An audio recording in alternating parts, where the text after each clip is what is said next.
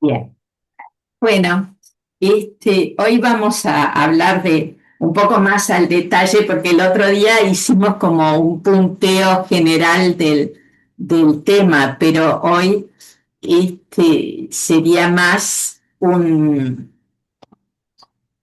este, una mirada más al detalle sobre el texto, ¿verdad? Ya habíamos hablado de todos esos paratextos que, bueno, sobre todo del poema Tabaquería de, de Fernando Pessoa, que es el que en realidad da título a la novela. Estoy hoy vencido como si supiese la verdad, estoy hoy lúcido como si estuviese por morir. O sea, este paratexto nos ubica frente al gran tema existencial, que es el tema de la muerte, ¿no? O sea, la gran verdad, ¿cuál es la gran verdad de la que tenemos que darnos cuenta? Es que somos seres finitos, transitorios, y eso es una verdad que nos cuesta aceptar y que bueno, eh,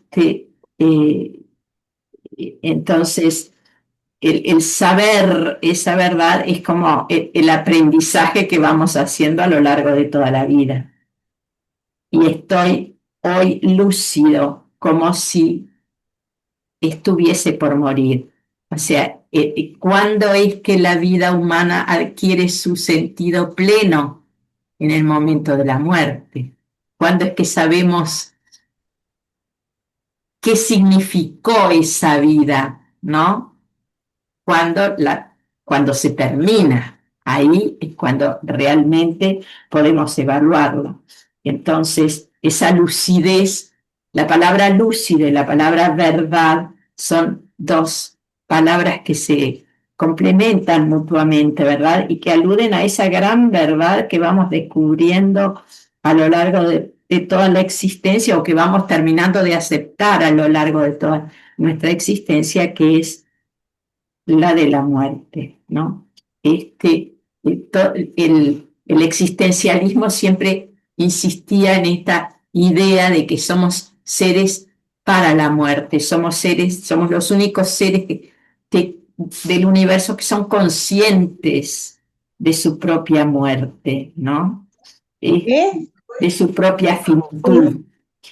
Y bueno, y después está un paratexto también de La llave de cristal de Dashiell Hammett, este, o sea, tomado de otro contexto cultural totalmente distinto, una novela policial norteamericana. No te acabé de explicar que en aquel sueño la llave era de cristal. Se quebró en nuestras manos apenas conseguimos abrir la puerta. Bueno, acá también vuelve a hablar como esa llave de cristal sería como todo lo inexplicable, todo lo secreto, ¿no? Me parece a mí. Y esa, que apenas que nosotros nunca llegamos a a entender plenamente el sentido de las cosas, el sentido de lo que nos sucede, ¿no? Y por eso la llave es de cristal. Apenas conseguimos abrir la puerta, es decir, apenas asomamos a una explicación, la llave se rompe y adiós, tenemos que empezar de vuelta a buscar una explicación nueva. Y por último, esta frase de Sara. Esto es algo muy innovador y no tanto, porque lo vimos en Cervantes también, y pero es muy típico de la narrativa contemporánea. Querido autor o autora, me hubieras hecho las cosas más fáciles. Y esto lo dice Sara, Al ¿no? fin, lo hice al final del libro también. claro. Y esto Me vuelve a reprochan. estar en el final del libro, exactamente, Sí. ¿no? Entonces, esta irrupción del personaje interpelando, ¿no?, al autor, me parece una cosa sumamente original, por un lado. Además, en el final, ella dice, cuando interpela al autor, le dice, ¿por qué me has abandonado? ¿No? Y acá, esta frase, que es la frase de Jesús en la cruz, Claro. ¿no?, está aludiendo justamente a esa idea que, de, que maneja, por ejemplo, Vargas Llosa, de que el autor es el dios de sus personajes. El autor es un dios creador para sus personajes. También lo vemos en Onetti, cuando Onetti inventa su mundo narrativo en la novela La vida breve, ¿no?, de 1950, no me acuerdo si es 50 o 55. En esa novela, en que él empieza a imaginar su mundo narrativo, que va a ser Santa María, justamente, él crea un alter ego que se llama Brausen. Y ese Brausen es una especie de Dios creador para el mundo de Santa María y para todos los personajes. ¿Tá? Entonces, el autor es un Dios para sus personajes. Y por eso el personaje lo puede interpelar, ¿no?, diciéndole, ¿por qué me has abandonado? O sea, ¿por qué me hiciste la vida tan difícil? ¿No? ¿Por qué, ¿Por qué me sometiste a tanta cosa? ¿No? Es como un reclamo dolorido también, pero en el fondo hay como una gran ironía en esa comparación. Pensemos que Luis Fleitas no es para nada un autor religioso. Él se considera un ateo, ¿no? Entonces, el incorporar esta frase evangélica como entre los reclamos de su personaje es una ironía grande, como diciendo, bueno, ¿qué, qué, ¿por qué tuve que pasar yo por tanta cosa? ¿Por qué tuve que luchar tanto? ¿No? Bueno, pero además decía, es un recurso al que mm, echan mano muchos escritores contemporáneos, esa especie de ruptura de la pared, de la cuarta pared, ¿no? Y vieron que en el teatro se habla mucho de la cuarta pared, o sea, como los actores, ¿no?, tienen que representar como si no hubiera público delante, ¿tá? Hacer de cuenta que hay una cuarta pared y que ellos están viviendo sus conflictos, sus problemas, sus intimidades sin que nadie los vea, ¿tá? A eso se le llama la teoría de la cuarta pared en el teatro. Nosotros estaríamos como detrás de esa cuarta pared, bichando sin que nadie nos vea. En narrativa, esa especie de cuarta pared también es esa barrera que existe entre la ficción y la realidad. Nosotros estamos acostumbrados a que el personaje se mantiene dentro de la ficción, ¿no? Y el autor, en cambio, está dentro del mundo real, igual que nosotros. Autores y lectores compartimos el mundo real y el personaje pertenece a otro mundo que está claramente separado del nuestro, que es el mundo de la ficción. Pero cuando el personaje se asoma, es como si hubiera roto ese velo que separa la ficción de la realidad y se asomara y dijera, querido autor o autora, me hubieras hecho las cosas más fáciles. Y cierra el velo. y desaparece. ¿Tá? Ahora, esto, que es un recurso bien interesante, ¿verdad? Porque es como una ruptura de algo que siempre existió. Desde que existe la narrativa de ficción, existe ese velo que separa un mundo del otro. Cuando ese velo se rompe, a nosotros nos descoloca y nos sorprende, como decir. Pero, por ejemplo, nosotros este mismo recurso, cuando no, lo vimos en Cervantes. Cuando el cautivo, ¿se acuerdan? Contaba su historia y decía, el cautivo es un personaje de la novela Don Quijote de la Mancha y estaba contando su historia delante de Don Quijote, ¿no? Y de repente el cautivo decía, sí, sí, el que nunca nos explicamos por qué no lo habían castigado, era un compañero mío, un tal Miguel de Saavedra. Ese Miguel de Saavedra era famoso porque por todas las veces que intentó escaparse y no sé cuánto, y hace una historia que es la vida del propio Cervantes. O sea, ahí también rompió el velo, asomó la cabeza la realidad detrás de la ficción. Y esto, fíjense, en el 1600, ¿no? O sea, 1605. O sea que el recurso ya lo utilizó Cervantes, pero en nuestra época es un recurso bastante frecuente. Bueno, y no deja de sorprendernos. Aunque tenga 500 años, igual nos encanta verlo. Nos encanta ver asomar la cabeza de la realidad en medio de la ficción, ¿no? Bueno, este, eh, a veces puede ser al revés. A veces puede ser al revés. O sea, estamos frente a una narración toda en tercera persona, donde hay un narrador que ni siquiera sé quién es, y de repente aparece la voz del autor, no del personaje, que dice tal cosa, ¿no?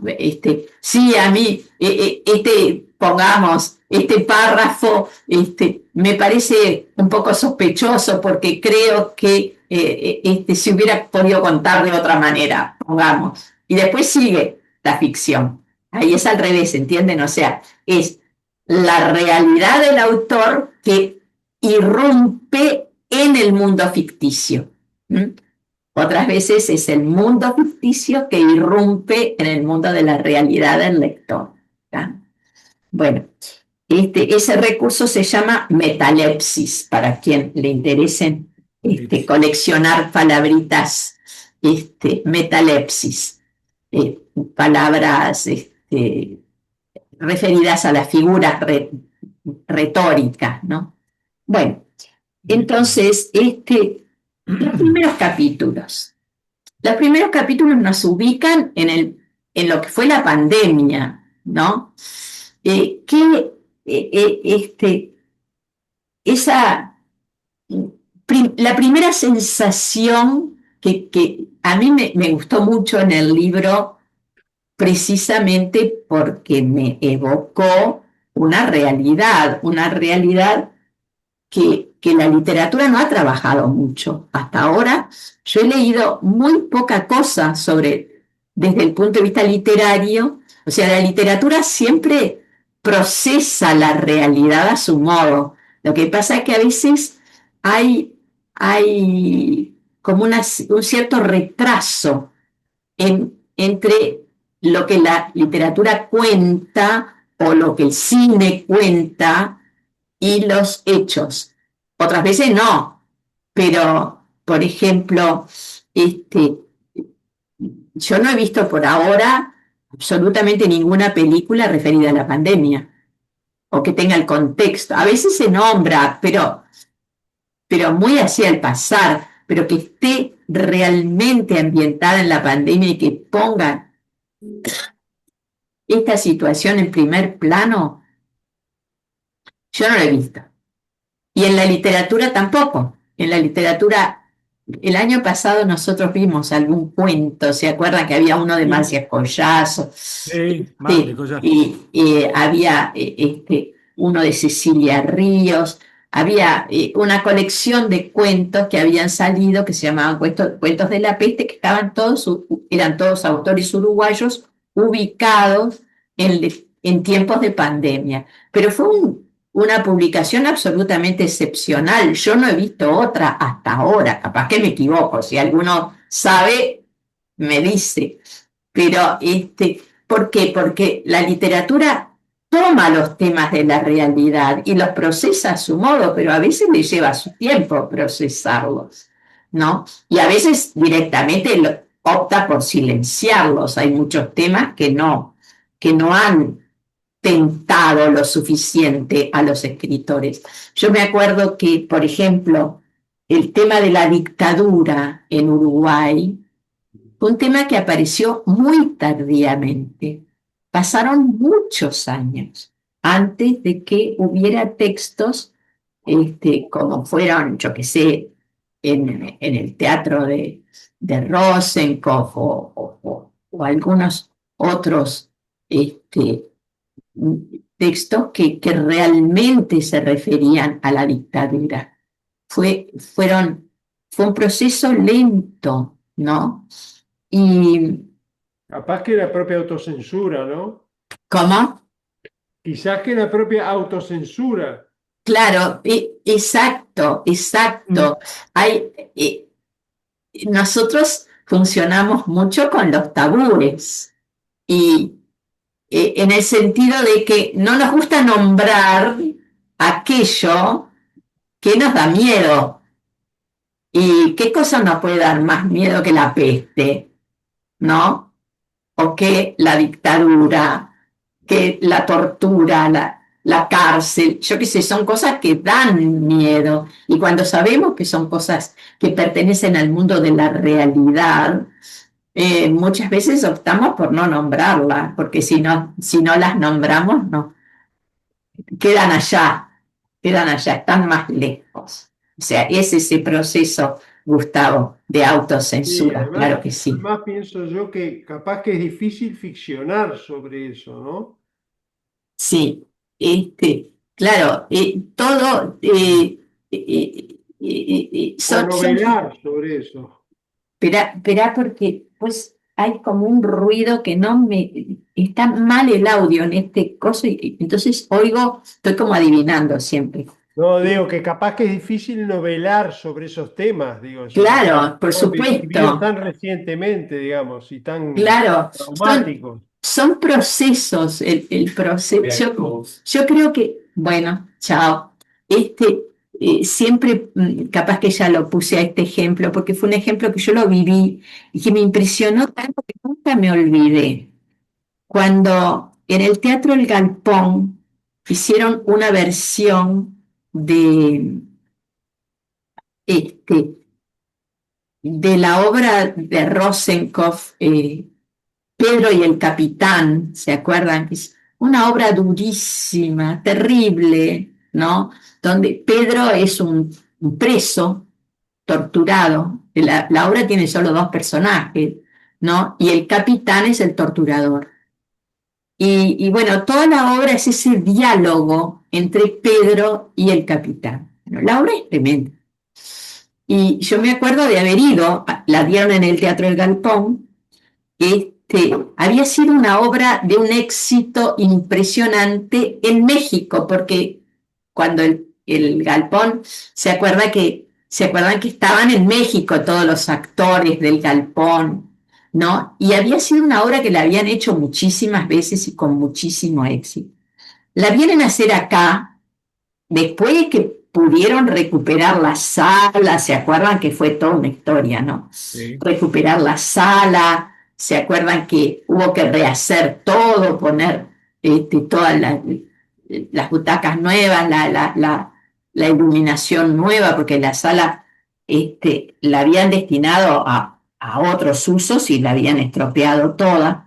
Cuando por fin logran poner esta obra en escena, fíjense lo que pasó, yo no me lo olvidaré mientras viva. termina la obra y no hubo un aplauso. Claro. Silencio sepulcral, y eso que era una gran obra, ¿no? Que hasta el día de hoy yo la he dado, por ejemplo, en cursos, y es una obra que hasta el día de hoy tiene una vigencia impresionante, es una obra excelente, y silencio total. La gente no se movía, ¿no? Al final nos fuimos levantando todos despacito, silenciosos, y salimos del teatro. La Terrible. angustia que me produjo ese hecho fue brutal. Después, viéndolo a distancia, ¿no? Me di cuenta de que había sido demasiado real, había golpeado demasiado sobre la herida, había sido una cosa demasiado brutal sobre hechos demasiado cercanos. Y entonces la ¿En qué gente, año fue, Margarita? y yo no me acuerdo el año, pero habrá sido seguramente en el 85, 85, 85, claro. sí, sí. Entonces Recién fue salía la como, dictadura. Claro, claro. como algo, nadie de ustedes la vio a esa obra, ¿no? No. Ah, no, fue fue un impacto tremendo. La sacaron de cartel enseguida. Después la volvieron a poner, no, porque imagínense ustedes para los actores lo que eso significa, Pero ¿no? eso está publicado Sí, en libro, ¿no? Pedro y sí, sí, Capitán. sí, sí, Sí, sí. sí, sí, Está sí. publicado el libro y es interesantísimo. Incluso hay un trabajo muy interesante desde el punto de vista psicoanalítico Sí, sí, de Daniel Hill, ¿no? Hay un sí. estudio muy interesante sobre esa obra. Y el asunto es que eh, en ese momento el público no estaba preparado para oír hablar de ese tema o para ver representar ese tema. Estaba demasiado cerca y golpeaba demasiado. Y después la volvieron a poner, y claro, fue un éxito, pero tuvo que pasar un tiempo. Yo Sí, Daniel. recuerdo, hace mucho también, no me animaría a decir el año, la novela de Vargas Llosa, La fiesta del chivo, Ah, Sí, que no se refiere a la dictadura de acá, pero sí a la de Trujillo en República sí, Dominicana, sí. sí, claro, sí, sí, que relata una escena que a mí me pateó donde es terrible, me cuesta hasta decirlo, ¿eh? Cuando en la dictadura de Trujillo llevan a un hombre preso por problemas políticos y bueno, muerto de hambre lo tienen y en un momento le preparan una comida, un guiso. Eso es terrible lo que voy a decir, ¿eh? Y cuando él está comiendo el guiso, le dicen, ¿saben quién está ahí en el guiso? Tu hijo, que lo habían llevado preso Ah, el año anterior. no, por favor. Y, y quedás no, siderado, porque primero puede no ser verdad también, ¿no? Pero es por solo el supuesto, hecho de la idea de lo que le transmiten al pobre tipo que tenía el hijo preso antes que él. Es un golpe que a mí me mató al leerla. No podía esperar y me acordé de aquel dicho que decían, la realidad supera la ficción. A veces, claro, porque no sí, sé si la sí, supera o no, pero yo nunca hubiera podido imaginar esa posibilidad claro. y parecería Ah, que era cierta o que podía ser así que lo Que hacían, ¿no? podría haber sido. Bueno, ya los griegos lo habían hecho, te voy a decir. Ah, mira, Porque, ¿se acuerdan que Agamenón se llamaba Agamenón Atrida, el rey el primero el rey de los aqueos, ¿no? El primero entre los iguales, Agamenón Atrida. Atrida quiere decir hijo de Atreo. ¿Mm? Atreo había había tenido una discrepancia fundamental con su hermano, una discrepancia por límites de campos o algo por el estilo, y entonces había invitado a su hermano a un banquete de reconciliación y le había servido en el banquete a sus propios hijos. No. Entonces esto había sido tan horrible que los dioses, que no se caracterizaban por su moralidad, los dioses griegos, ¿no? Pero de todos modos esto como que superaba los límites. Entonces esto causó tal horror en los dioses del Olimpo que condenaron a Atreo por generaciones a la desgracia, ¿no? O sea, toda el linaje, así como los hijos de su hermano, Tiestes se llamaba, se acabó allí porque Atreo los mató. Los hijos de Agamenón también van a ser condenados todos a un destino desgraciado, ¿no? Por el pecado de su padre o de su antepasado, ¿verdad? O sea, todo el linaje, todos, porque Agamenón va a ser asesinado, los hijos también van a morir en forma así violenta, pagando las culpas de Atreo, ¿tá? O sea que ahí hay un tema horrible de lo que es el tema de la violencia, ¿no? Que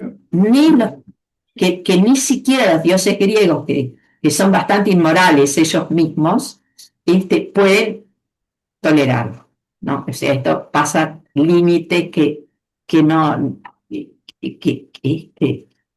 no se deben perdonar. Bueno, entonces volviendo a la pandemia y sus silencios, cuando leyendo esto, ¿ustedes no revivieron aquella ansiedad, por ejemplo, Sí, de ver el informativo todos los días, saber cuánta gente se había muerto y sí. cuántos lugares quedaban libres en los CTI, ¿no?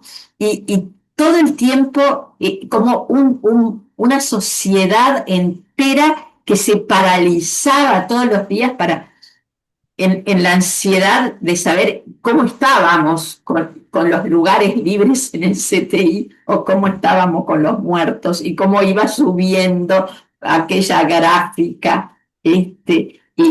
Bueno, y al principio también toda esa gama, ¿no? De descreimiento, no, eso pasa allá con los chinos que viven todos unos arriba de los otros, pero acá que somos cuatro gatos, ¿qué nos va a pasar? Estamos en el otro lado del mundo, ¿verdad? O sea, cómo la gente va desde el no creer a dudar de todo, a la ansiedad, a la angustia. Después, bueno, no, pero ya van a venir las vacunas. Sí, pero las vacunas, quién sabe, porque está la vacuna esta que es mala y la otra que es peor. Bueno, todo ese abanico, ¿no? De opiniones, de sospechas, de miedos, todo eso está acá, ¿no? Lo vemos a través del personaje, ¿no? Pero eso nosotros lo conocemos bien porque lo vivimos, ¿no? Está muy bien registrado, porque a veces uno no se acuerda de estos detalles, pero está muy bien registrado. Pero lo más interesante es la vivencia subjetiva de la pandemia, porque no hay un registro de cómo cada uno de nosotros reaccionó frente al confinamiento. Todos nos encerramos, creo yo, Sí, todos nos encerramos, porque todos estábamos ya entre la población de riesgo y sin embargo, todos reaccionamos de formas diferentes. ¿no? Y ahí está lo interesante de la novela, ¿no? Es cómo, por ejemplo, este, eh, ¿verdad? Está quien ha utilizado la pandemia para escribir un libro, para hacer una película, quien le ha dado un giro a su vida completamente diferente, yo qué sé, cambiar su trabajo por un trabajo que pudiera hacer desde la casa o ponerse a, no sé, a pintar, a hacer alguna tarea así que nunca había podido emprender porque trabajaba en otra cosa. En fin, ¿cuántos cambios ha habido con la pandemia? ¿Cuántas cosas cambiamos nosotros? Por ejemplo, antes de la pandemia, yo nunca había oído hablar del Zoom, No, nunca. Y acá estamos, ¿no? 6 años después, dependiendo del Zoom para reunirnos, ¿está? O sea, hay muchas cosas que han cambiado y que a veces uno no se da cuenta o no toma conciencia de esa enorme cantidad de cambios. Y bueno, ¿y qué pasa con Sara? Porque ahí, digamos, vamos de lo general a lo particular, ¿no? O sea, el fenómeno pandemia, como nos afecta a todos, y bueno, las distintas opiniones y lo otro, y luego se va como estrechando la mirada hacia Sara. ¿Qué pasa con ella? ¿No? Entonces, Sara es una persona este, de buen carácter, animada, valiente, es muy sociable, tiene amigas, tiene una vida activa, va al gimnasio, viaja, qué sé yo, a pesar de que tiene 79 años cuando empieza la novela, ¿no? Y claro, cuando el hijo la llama a ella en la primera página, ¿no? Vieja, esto está tremendo, así que te pido que no te hagas la loca, ¿no? Como diciendo, bueno, acá la única manera de salvarse es encerrarse, punto. Y acá esta es la experiencia nueva para ella, ¿no? O sea, siempre en, en la narrativa es necesario un punto de partida, ¿no? Que genere una experiencia decisiva para el personaje. La experiencia decisiva es la pandemia, ¿no? Porque es la que la va a obligar a cambiar la vida. Si no hubiera habido pandemia, Sara jamás hubiera tomado contacto con Sergio. Nunca. y la diabetes, ¿no? La diabetes que la lleva La a diabetes la contribuyó, contribuyó. contribuyó, porque, bueno, ustedes que son médicos saben hasta qué punto la diabetes eh, se descontrola muchas veces por razones nerviosas, ¿no? Y entonces ella encerrada, ¿no?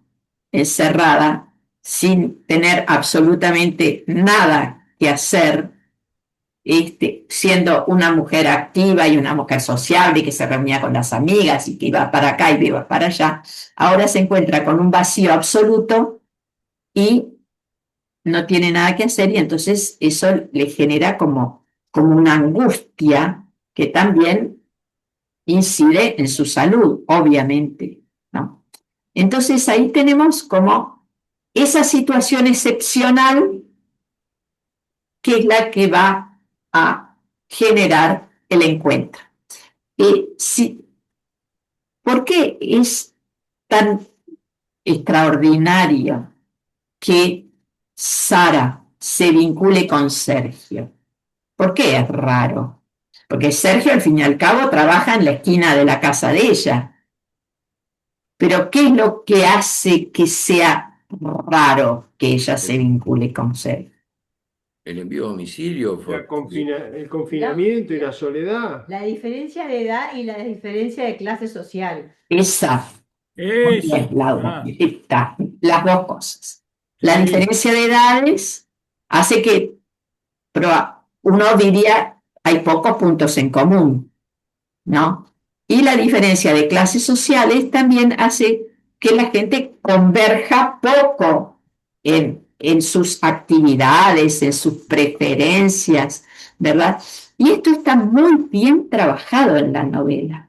Vieron que en la novela hay como, podríamos decir así, al menos tres mundos.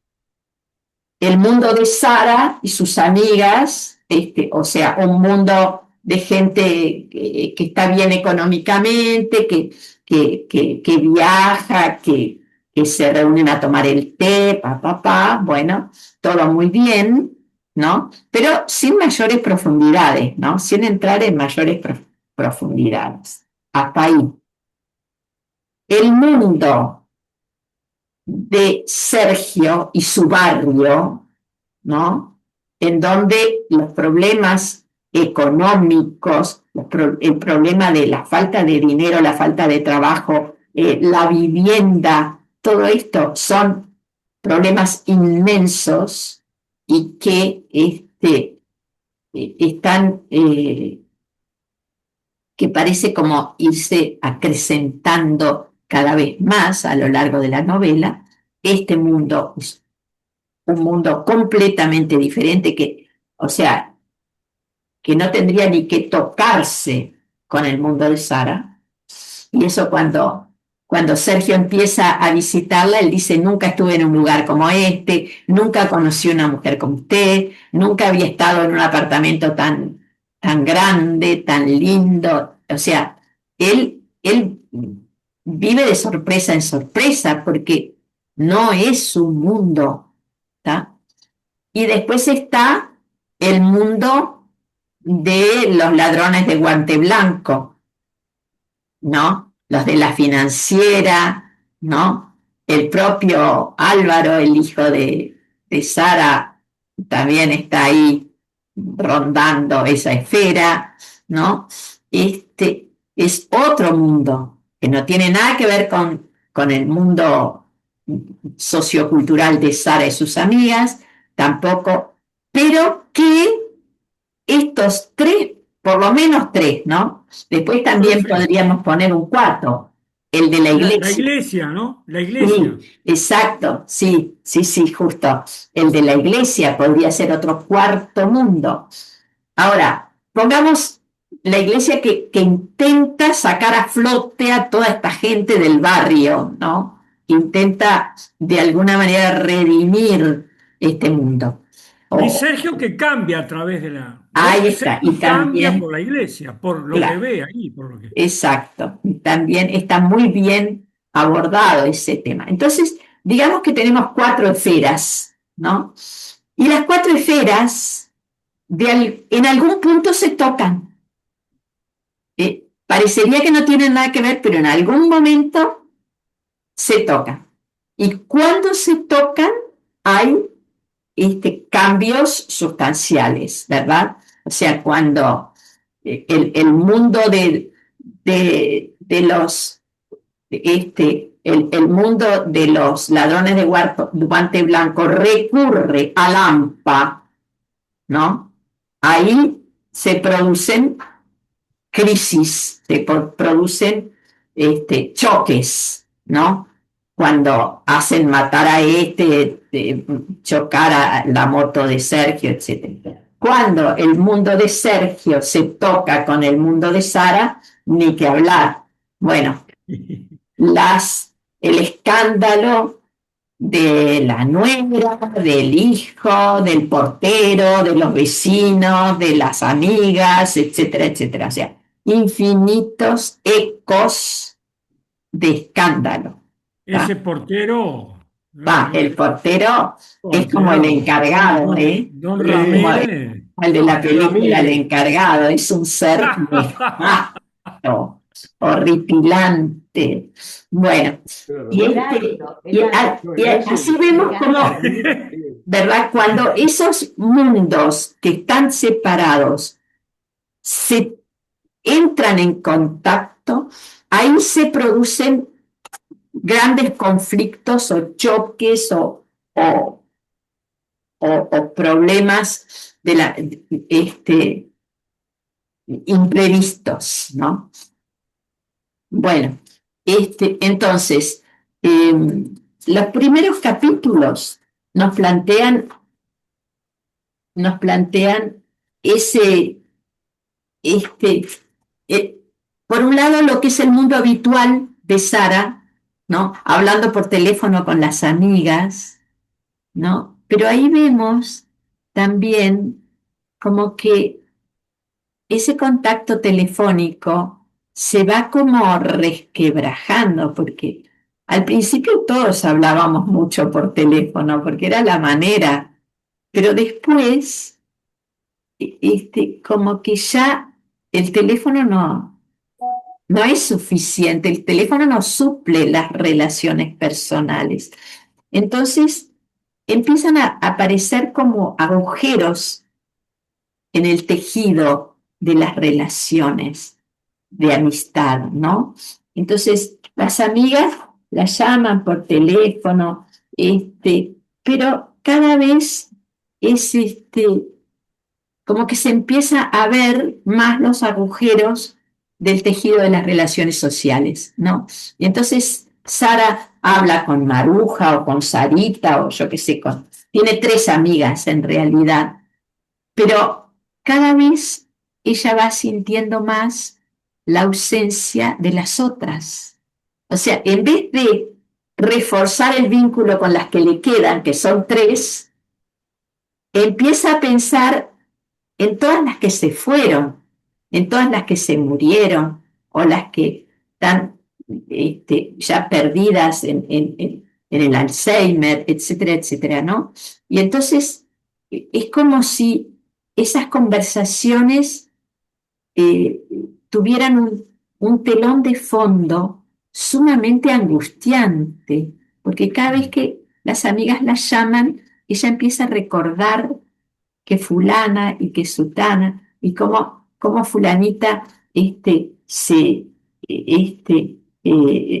recluyó en un residencial y la otra se murió sin, y nadie supo siquiera que estaba enferma porque ella no lo quiso comunicar, y porque la otra, y así, ¿no? O sea, digamos que con la pandemia, las ausencias empiezan a ser más fuertes que la presencia, ¿tá? Porque presencias no hay. Las presencias son solo voces en el teléfono. Y entonces, ¿qué le empieza a pasar a Sara? ¿No? Le empieza a pasar que se siente como cada vez más sola, cada vez más angustiada y al final cada vez más loca, ¿no? Porque al final le da por caminar y caminar y caminar y caminar todo el tiempo en el apartamento vacío, ¿no? Y como que pierde la noción de la realidad. O sea, vemos una progresión, ¿no? En la tragedia de la pandemia, ¿no? En la medida en que ella se da cuenta de que la pandemia no es pavada y que no va a durar 1 mes, ni 2, ni 3, sino que es una situación grave que va a demorar mucho en poder ser superada, ¿tá? Y ahí, en el capítulo 2, ¿no? En el capítulo 2, dice, ella empieza, porque la voz narrativa es la de Sara, ¿no? Siempre ella cuenta, es ella la que cuenta la historia, predominantemente, no siempre. Pero aquí esto también es un efecto pandemia, ella recapitula su propia vida, ¿no? Y la recapitula en un sentido bastante negativo, cuando dice, lo peor no fue el enclaustramiento, página 18. Al fin y al cabo, hacía tanto tiempo que vivía sola, desde mi separación de Alberto, año 2001, casi 20 años. Había empezado entonces una nueva vida, solitaria, pero muchísimo mejor que mis vidas anteriores. Aunque ya no quiera pensar en eso, los problemas en realidad habían empezado bastante antes. Y entonces ahí recapitula toda su vida, ¿verdad? Un marido obsesionado por ganar más dinero, siempre con los negocios, la plata, la plata, la plata, y cada vez más distante de su familia. Y al final esto hace que después se va revelando que en realidad no es tanto lo que trabaja y la obsesión por el dinero, sino que junto con el dinero viene el deseo de alejarse de su familia porque es infiel, tiene distintas aventuras, y por otro lado el deseo y el juego, ¿no? La bebida, juego y mujeres, o sea, Completito. una trilogía bastante común, ¿no? Bastante común. Y que, por supuesto, lo termina separándolo radicalmente de su familia, ¿no? Bueno, vamos a hacer una encuesta, profe. Tampoco que todos los hombres. No, digo, Ahora que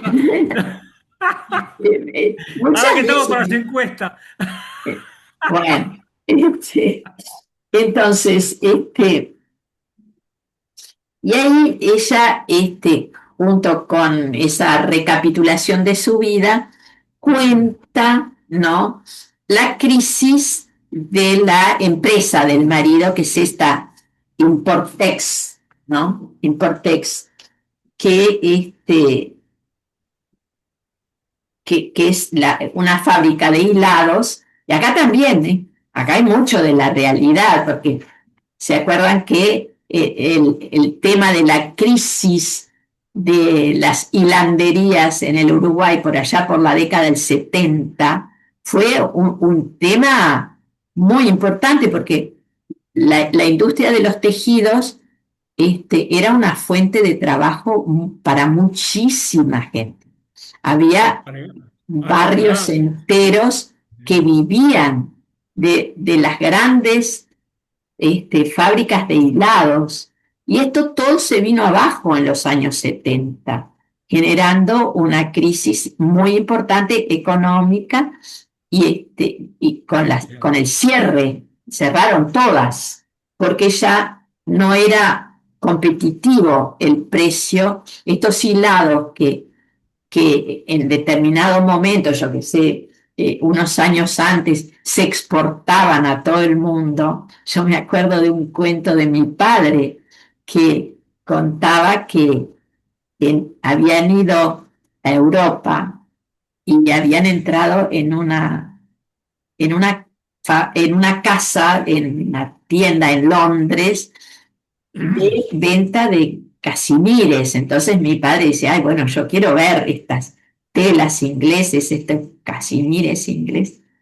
Y entonces le muestran unos casimires y le dicen, esto es lo mejor que tenemos. Esto es el súper, las super fibras, las mejores hilados, no sé cuánto. Y mi padre le pregunta, ¿y de dónde es? De Uruguay, de la fábrica Campomar de Uruguay. Yo no me olvido más porque yo era chica y la sorpresa que me llevé, ¿no? No podía creerlo. Y era así, era ese Uruguay, ¿no?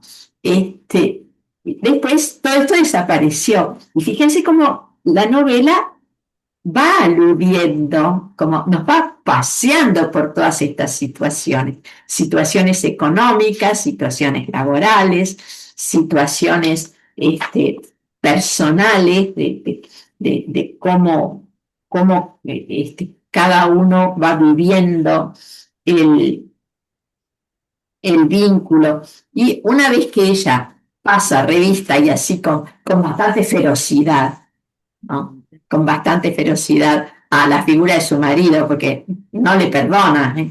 No le perdona.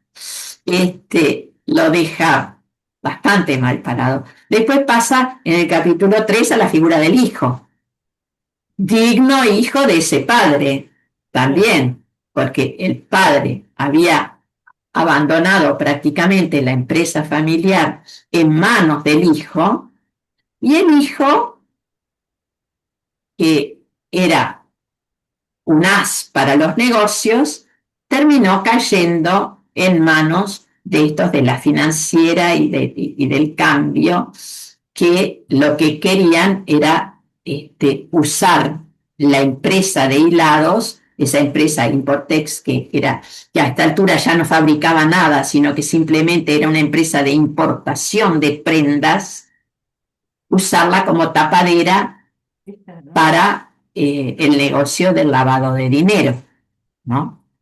Pero todo esto se va a ir descubriendo a lo largo de toda la novela. O sea, también hay todo un trasfondo económico de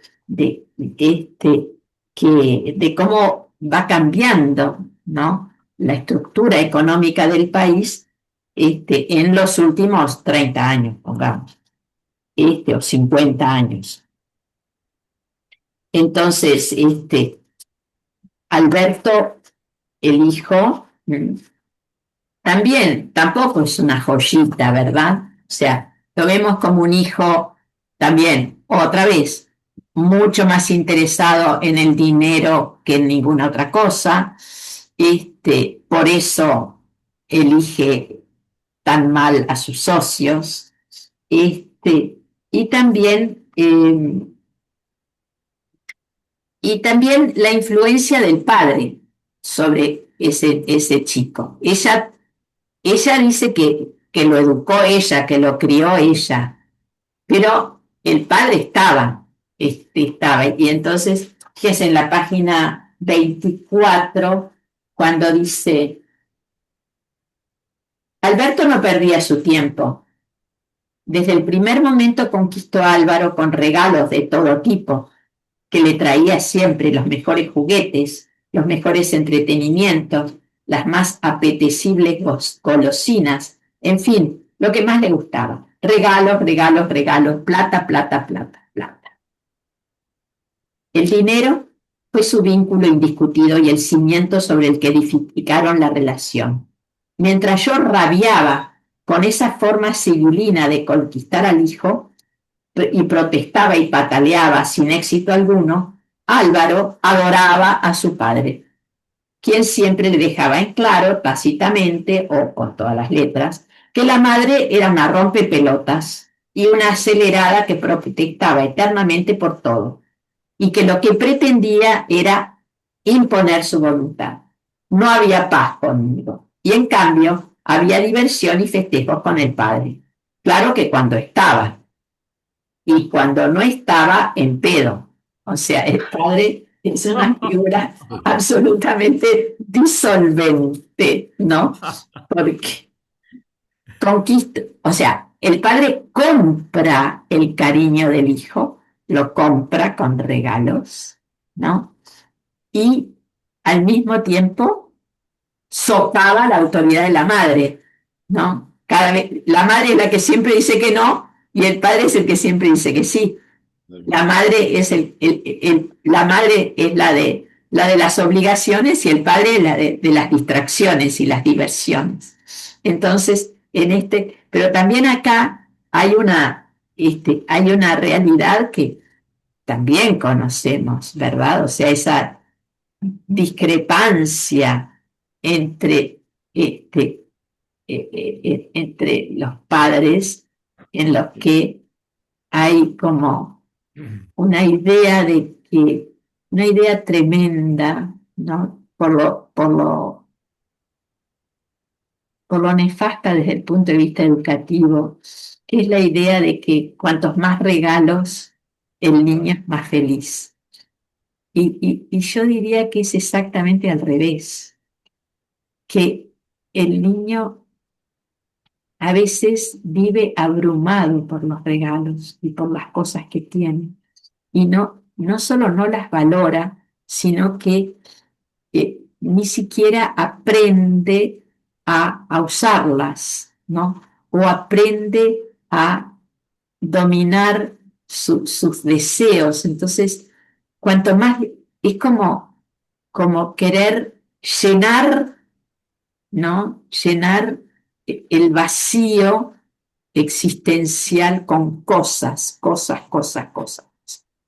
Acumular cosas como si con eso el niño fuera más feliz o nosotros fuéramos más felices, ¿no? Sin darnos cuenta que a veces esas cosas se nos caen encima, es como una carga que llevamos encima y que no sabemos qué hacer con ella y cómo liberarnos de ella. Y qué difícil Bueno, que manejarla. sí, eso es tremendo en la novela mía, eso siempre me impresiona porque me parece que hay en la sociedad en que vivimos, ¿no? Es muy común este fenómeno, ¿no? De los padres que le quieren dar y dar y dar y dar al hijo y no se dan cuenta que lo que generan es un ser permanentemente insatisfecho, porque están eh, alimentando deseos, deseos y deseos de tener esto, de tener esto, de tener esto, que son inacabables y que en definitiva van a resultar en la insatisfacción permanente del niño, porque siempre va a haber algo que desee y que no tiene. Y entonces ahí viene la frustración, viene la depresión, viene la angustia, ¿no? Porque la felicidad está en lo que en conseguir lo que se desea, ¿no? Lo material. Claro, en lo Claro, material el tema es lo material. y como una ansiedad que no tiene fin, que no tiene fin. Es, Y después, es, para es peor, aparecen los abuelos que son los que consienten, los que más consienten. Los abuelos consentimos, sí, pero Claro. también consentimos, Sí. damos otras cosas, porque los abuelos no somos tan propensos a inundar al niño de regalos. Hay otra sabiduría en los abuelos. Abuelar es Exacto, una los cosa. Y abuelos ser somos más padre. moderados en eso. No, Ah, sí, sí, sí. yo Sí, creo que al día de hoy hay una cosa, la diferencia también es el tiempo de dedicación, ¿no? Ahí está. Y la claro, forma en que uno dedica el claro, tiempo. claro. Exacto, para mí esa es la... Acá estamos hablando de un tema nuevo, Daniel, en el que tú tenés que estrenarte. Escuchá, Daniel, Eh, En escuchá. eso, Escuchá, en eso Daniel, estoy. ahora puedes Acá, escucha dormir. Ya estoy bien, viviendo. Daniel. Este, Pero creo que ese los es, valores de esta sociedad en lo que se ha transformado es esa. Esta sociedad claro, valora al que tiene más. El éxito claro, es tener como y tener, tener y tener. Y yo me y acuerdo tener, sí. un título de un editorial que leí hace como 20 años, pero me golpeó, ¿no? Es también de esas cosas que uno la lee y no se olvida más, que decía así, era un diario italiano, yo en ese momento vivía en Italia, que decía, era para el día no me acuerdo si era para el día de Navidad o el de Reyes, uno de los dos, y decía, ¿quién salvará a los niños de nuestros regalos? Decía el título.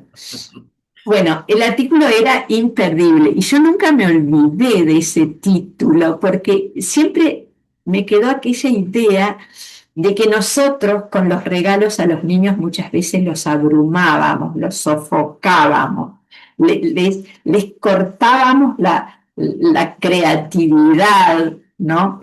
Y que y bueno, y justamente los abuelos le damos una cosa que los padres muchas veces no tienen, que es tiempo, ¿no? Les regalamos tiempo y eso les regalamos atención, dedicación, ¿viste? Y eso es invalorable, para un lado y para el otro.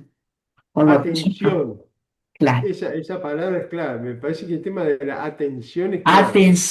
Atención, de Porque uno está con la cabeza ahí. escucharlos, jugar con ellos, pero jugar pacíficamente, inventar juegos, bromas, cuentos, todo eso hace a la riqueza de la relación y Sí. a irnos descubriendo mutuamente, ¿no? Es una de las cosas más maravillosas de la experiencia de ser abuelos. Bueno, entonces, volviendo a la novela, ¿no? Este niño, Álvaro, que se cría en esa gran contradicción, ¿no? Entre tener, poner su corazón en lo que tiene y, en el ignorar a su madre, ¿no? Ya va como perfilándose hacia un individuo totalmente materialista, totalmente abocado a los negocios, ganar dinero, no importa cómo, y ni con quién, no importa.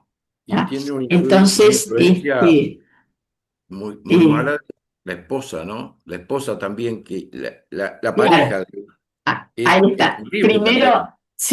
Primero tiene una esposa que es una persona razonable, sobria, preparada, psicóloga, yo qué sé. Y después la deja por otra que es como un barril sin fondo a la hora de pedir y a la hora de gastar, ¿no? Entonces eso también va como determinando cada vez más el perfil de Álvaro y también su ruina, porque Álvaro es justamente el producto de esa constante insatisfacción de la necesidad de tener y tener más. Entonces, bueno, termina con esta recapitulación del capítulo 3, con el momento en que el marido, en que los negocios de Álvaro van mal, él se asocia con estos de la financiera y del cambio, que no son trigo limpio, por supuesto, y le exige a la madre y al padre que le den dinero para entrar en el negocio de la financiera. Y el padre le dice que no tiene porque toda la plata, y ahí viene el reparto de bienes y todo eso, ella sé que en el divorcio ella se quedó con la casa de Punta del Este y con una parte de la empresa, con la mitad de la empresa. Y en eso tuvo una pelea muy grande con el hijo, porque él, porque ella se aferró a mantener sus acciones de la empresa. Y, ahí el hijo le reclama que como la empresa anda mal, que quiere que le dé, él tiene que colocar, para asociarse con los otros, los de la financiera, tiene que colocar como $1.000.000 o algo así. Sí, Entonces se los pide al padre y a la madre. El padre no tiene y la madre no quiere darle, o sea, le da una parte, pero no todo lo que él quisiera, ¿no? Y entonces eso termina de deteriorar el vínculo, porque dice, al final la madre, muy contadora ella, ¿no? Esto a mí Muy me hábil, de muy sorprenderme, ¿no? Porque la madre es terrible desconfiada claro.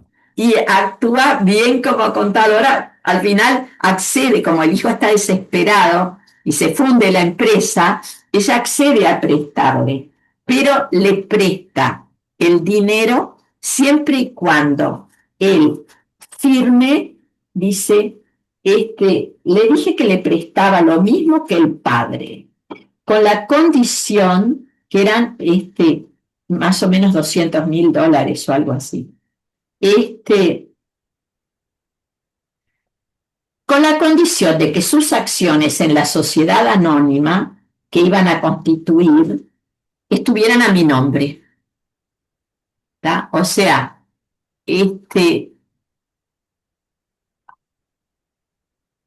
oh, ¿Qué pasó? espera, a ver. Acá es que me entró, ahí está, bueno, porque aparecen esos avisos del antivirus, no sé qué, y me cortan todo. Ah, Bueno, No, entonces, sus acciones, decía, de la sociedad anónima que iban a constituir, ay, Dios mío, No compres nada, otra María. vez, No compres nada. no no, compres no compro sartén. nada. No, es el antivirus que lo querían actualizar, pero no quiero que lo actualicen ahora. No, No, no. Qué problema el no, mundo actual, ¿eh? no quiero nada. Impresionante. Este, entonces, van a estar a nombre de ella. Nada de acciones al portador. Tenían que ser acciones nominativas con mi nombre escrito clarito en cada una de ellas. Y si no, nada. Furioso y maldiciéndome por ser tan desconfiada, aceptó. Lo lindo fue que el famoso, y esto es el final del capítulo, que el famoso campo de costas de pelotas por el que tanto discutieron padre e hijo, un tiempo antes de fallecer, Alberto lo vendió. Con ese dinero pagó deudas, timbeó a diestra y siniestra, y lo que le haya quedado lo habrá disfrutado la avivada, supongo. La avivada es la nueva mujer de Alberto. Entonces ahí, fíjese que acá asoma bien la personalidad de Sara, ¿no? O sea, Sara es una mujer muy estrictamente racional, ¿tá? Muy estrictamente racional. No se deja enganchar ni siquiera por la desesperación del hijo, porque el hijo le dice que hay, que se funde, que se hunde, que se muere, que esto, que lo otro. Ella le dice, bueno, muy bien, yo te doy la plata, pero me pones las acciones a mi nombre. Él le llega a decir a ella que vos deberías morirte porque así yo heredo tu plata y puedo Sí, solucionar el problema de la Él, empresa. él es es brutal, es brutal. espantosamente cruel con la madre, espantosamente interesado, lo único que le interesa tanto del padre como la madre, pero eso es la, la consecuencia directa de la Claro, educación. claro, claro. Eh, Y el hay otra padre parte siempre se lo compró con plata, y ahora él lo que quiere es recibir plata.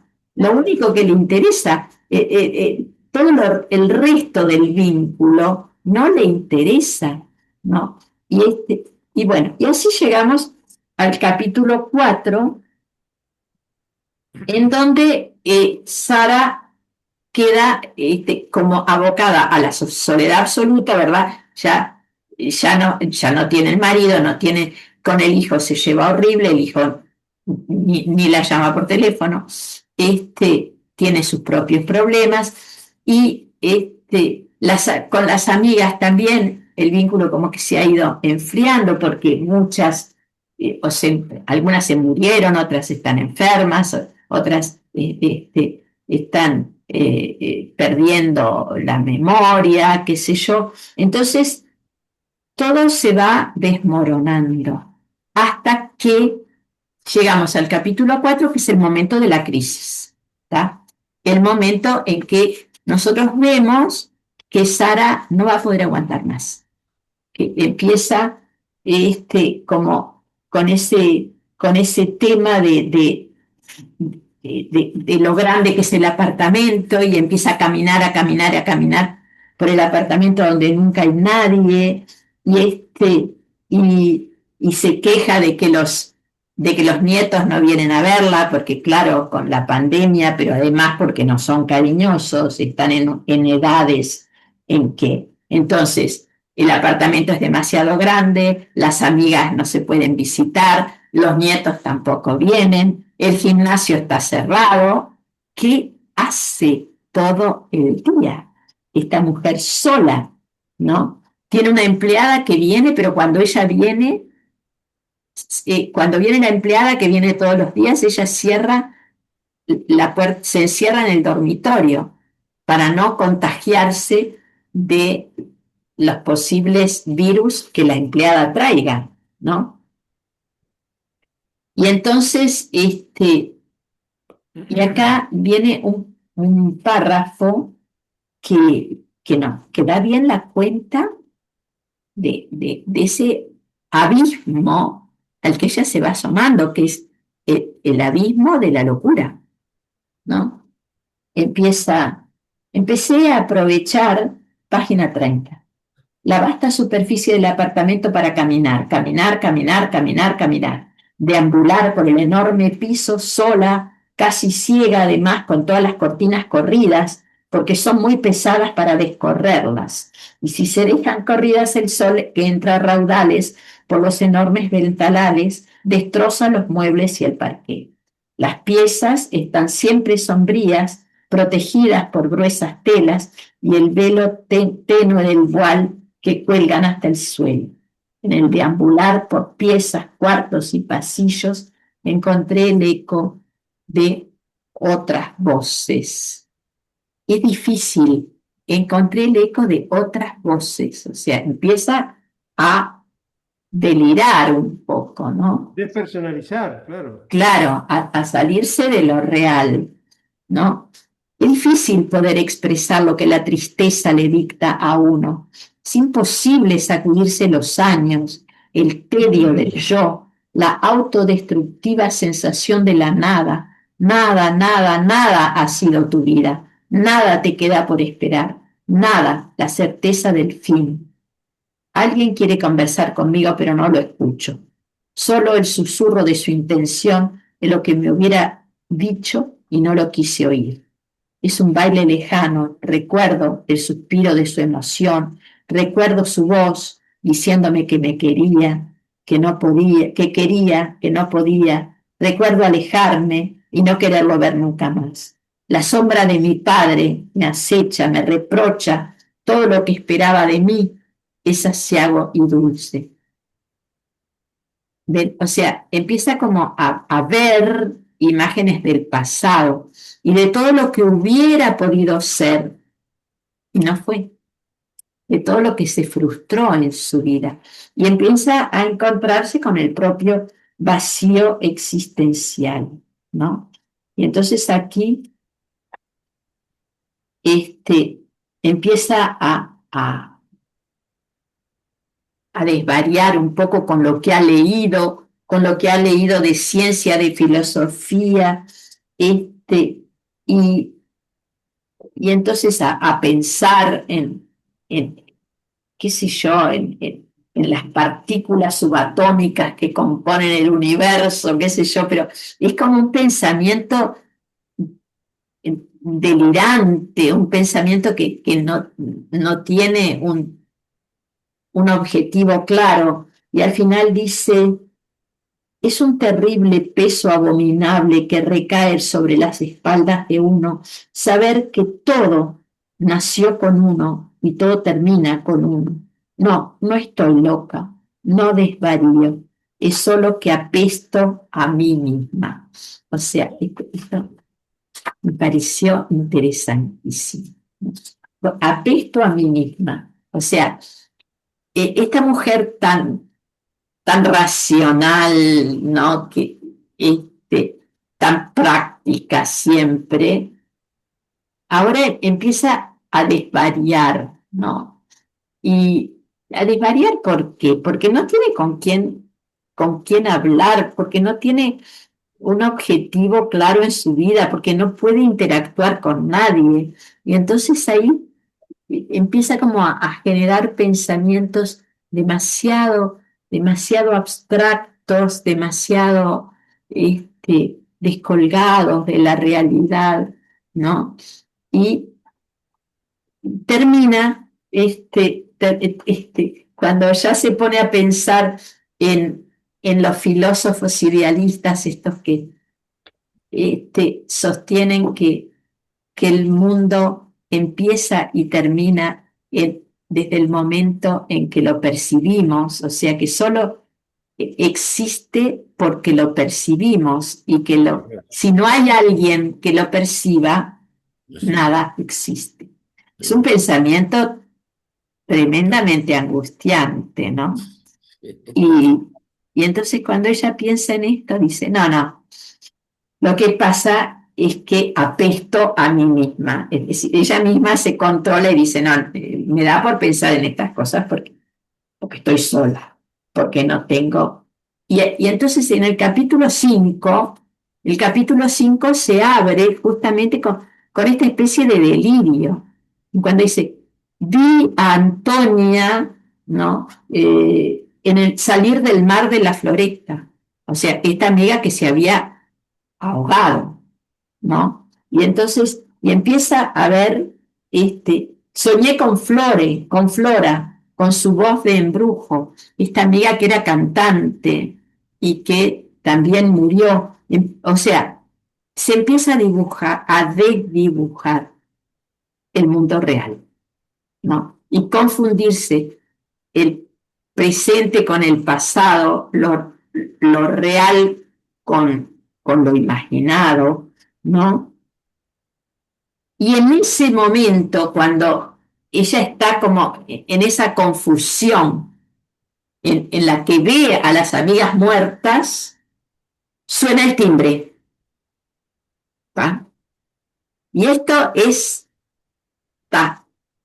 justamente la peripecia, ¿no? La peripecia en la narración. O sea, hasta ahora todo nos ha llevado por un camino conocido, este camino de la pandemia y de las distintas vivencias de la pandemia, ¿no? Pero ahora es como el instante, y esto en una novela es la clave. En una novela la clave es el momento en que sucede algo que va a cambiar para siempre la vida de los personajes. Y ese algo es este timbrazo, ¿tá? Este timbrazo que yo lo llamo peripecia, porque es lo que la peripecia es aquel instante en la narración en que todo se da vuelta, en que todo se trastorna, ¿no? Me acuerdo de un escritor que decía que el argumento de toda novela se podía resumir en una frase, de cualquier novela se podía resumir en una frase bien cortita. Juan salió al campo y se encontró con la maravilla. Ahí arranca cualquier novela. O sea, acá ella no salió al campo. Ella sonó el timbrazo y Sara se encontró con otra vida, con otro mundo. ¿Ah? Por eso es el instante en el que arranca realmente lo inesperado, lo nuevo de la novela. ¿Tá? Y entonces ahí, bueno, ella penosamente no encuentra la llave, no sabe abrir la puerta, está mareada, se siente mal, así como en los últimos restos de su conciencia, va a abrir la puerta. Es el muchacho del supermercado y ella cae desmayada sobre una silla y lo último que atina a decirle es, por favor, un vaso de agua con azúcar, porque tiene una crisis de hipoglucemia. Eso es el momento en que arranca la historia, podríamos decir, porque hasta ahora todos miramos para atrás, todo fue retrospectivo. Todo ha sido como una especie de evaluación de su vida. Pero es recién ahí, en el capítulo 5, en el que se produce el encuentro decisivo. Y aquí también esto está muy marcado desde el punto de vista narrativo, porque ya en el capítulo 6 el protagonista va a ser otro, va a ser Sergio, y cambia la voz narrativa. Ya no es el yo, no es Sara que dice porque yo caminaba, deambulaba, me sentía sola, porque mis amigas... Desaparece el yo de Sara y entra un nuevo personaje protagónico que es Sergio Colman, el repartidor del supermercado, pero en el caso de Sergio no es él el que cuenta la historia, ¿tá? O sea, cambia la voz. Hasta ahora teníamos un relato todo escrito durante 5 capítulos en primera persona y esa primera persona era Sara, y a partir de este capítulo van a empezar a alternar una voz que no, de un narrador omnisciente, desconocido, que cuenta en tercera persona la historia de Sergio. ¿Tá? O sea que incluso el tono cambia totalmente, porque nosotros veníamos muy sumergidos en el mundo interior de Sara, en sus fantasías, en sus delirios, en sus problemas, y estábamos acostumbrados a estar metidos adentro de Sara. Ahora en el capítulo 6 no solo porque ella no es más la protagonista en el capítulo 6, sino que se nos va a empezar a hablar de otro personaje, que es Sergio, el repartidor del supermercado, sino porque el tono narrativo es muy distinto. No es lo mismo un relato en primera persona que uno en tercera. Ese narrador en tercera persona es un narrador mucho más objetivo, ¿verdad? Y entonces, bueno, hay una presentación, bueno, ¿quién es Sergio? Es el que hace el reparto y que además ahora considera que está cumpliendo una función social importante porque hay mucha gente en el barrio que no sale, hay mucha gente que no hace los mandados. Ustedes se acordarán de este momento en que la importancia del repartidor del supermercado, ni que hablar. ¿Se acuerdan? Cuando esperábamos y además el repartidor del supermercado, visto así como alguien que venía de afuera, que más vale no tener mucho contacto, mirarlo de lejos, deje todo ahí, después ir con el trapo con agua jane. Por Dios, qué horror. Bueno, entonces es esa figura que pasa a ser importante en la cotidianeidad de todos nosotros, ¿no? Porque al fin y al cabo era como de repente la única persona que veíamos al cabo de los días, ¿no? Y bueno, pero Sergio justamente va a cumplir una función que va mucho más allá cuando ella se desmaya y él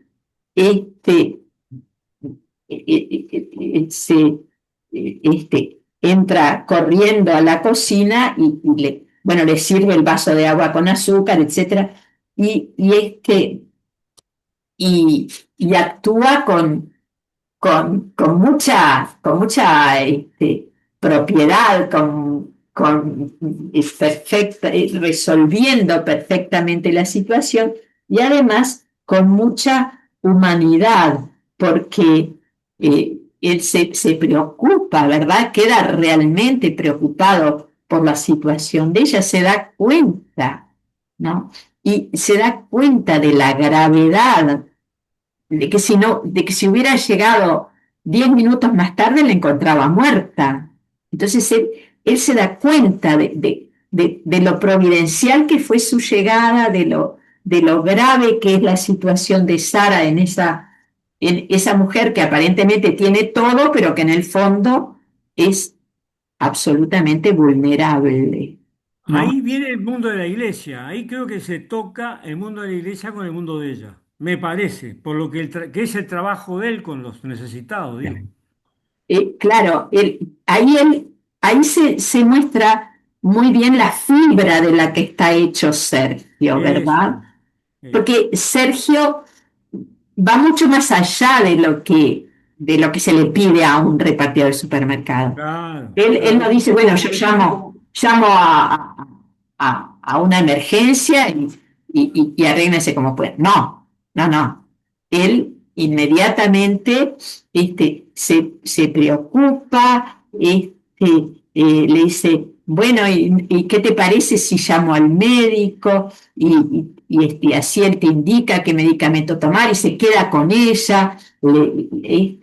Y al mismo tiempo que esto nos da el perfil de quién es Sergio, como decía Henry recién, quién es humanamente Sergio, ¿no? ¿Qué tipo de ser humano es que no pasa por al lado de las necesidades ajenas sin mirar?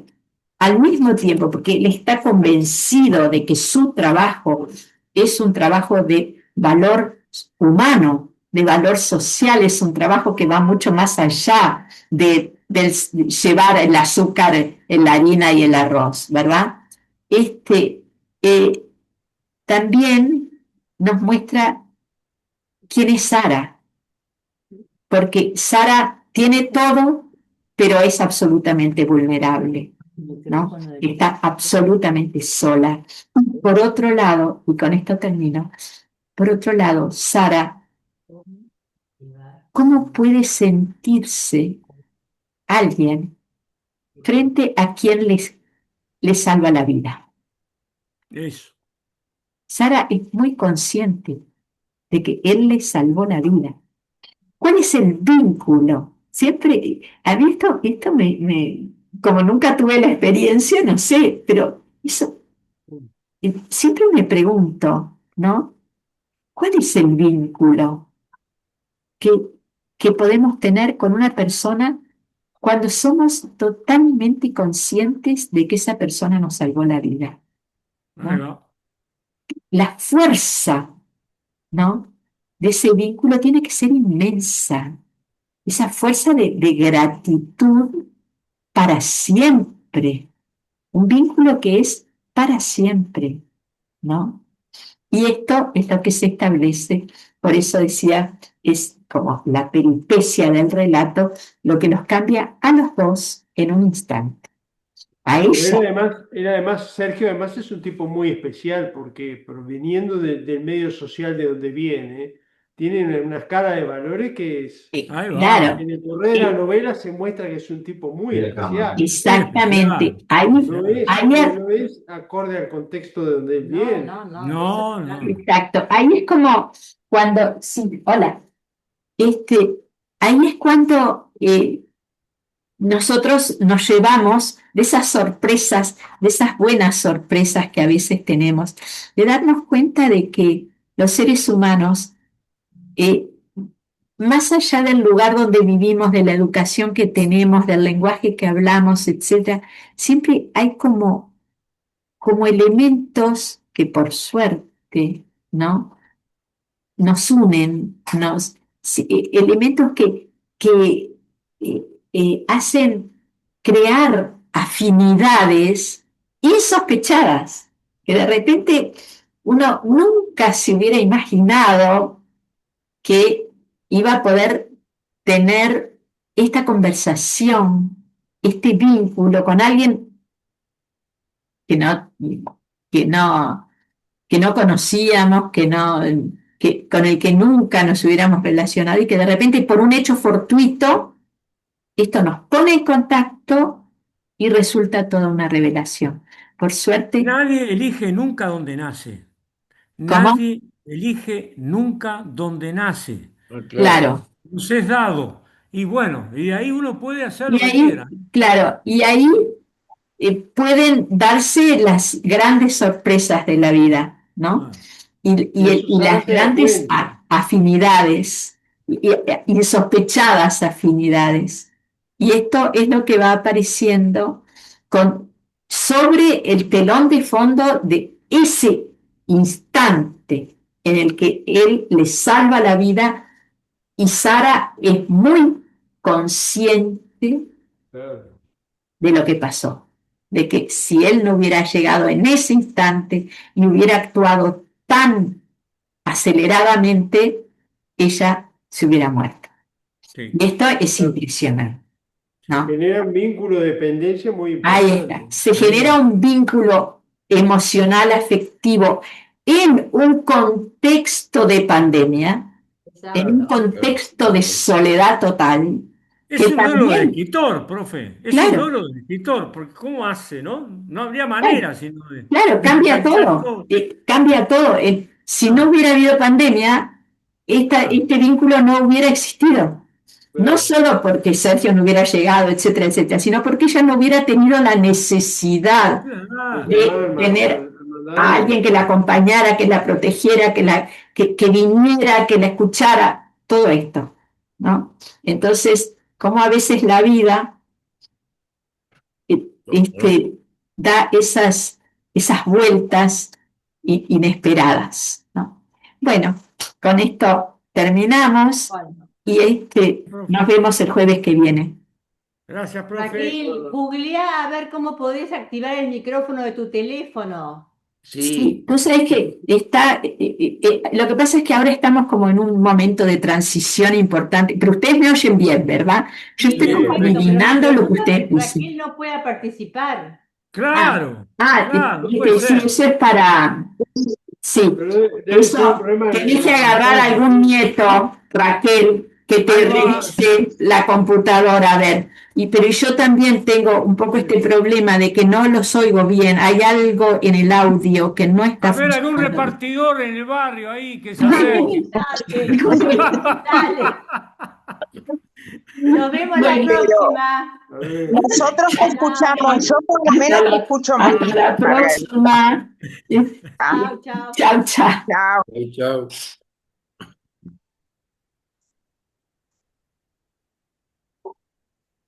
A ver.